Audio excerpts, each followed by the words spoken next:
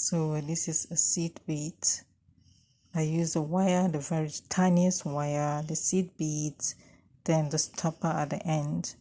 So I put on, I think, 15 of it, and after everything I use the stopper as the stopper, and I stop it on the end. Then after everything I usually put the choker either alone, and it looks very fine, very simple. It can be used for an occasion, even to the office it can be used. And sometimes I use it with a necklace, a plain necklace that is a pendant free necklace, and it looks good. It fits, I think it fits every skin tone.